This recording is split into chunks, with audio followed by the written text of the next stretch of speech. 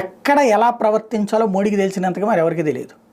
ట్రంప్తో గౌరవంగా ఉంటాడు, at the same time ఒత్తిడికి లొంగడం. ఆ విషయాన్ని ట్రంపే చెప్పాడు కదా, ఏదైతే మోడీ వెండో మోడీ ఒప్పుకోడు అని. కరెక్ట్, ట్రంప్ చెప్పాడని ఏది చేయడు. అట్లని భారత ప్రయోజనాల కోసం దేనికైనా తెగిస్తాడు.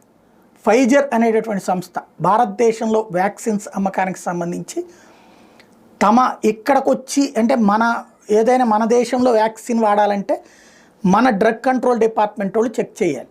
దానికి ఫైజర్ ఒప్పుకోపోతే ఫైజర్ అప్పుడు మన ఈయనతో కూడా రాహుల్ గాంధీతో కూడా రచ్చ చేయించారు కదా, కమ్యూనిస్ట్ నాయకులు కూడా అప్పుడు రచ్చ చేశారు కదా, ఫైజర్ ఎందుకు వాడరు, అది మంచి నాణ్యత అయిందంట అనబడింది. ఇప్పుడు ఏం బయటపడింది, ఫైజర్ది ఎంత దుర్మార్గమైందో బయటపడింది. దానివల్ల సైడ్ ఎఫెక్ట్లు ఏ రేంజ్లో వస్తాయో బయటపడింది. ఇప్పుడు దానికి సంబంధించిన ఒక డాక్యుమెంట్ బయట వెలుగులోకి వచ్చింది ఏంటంటే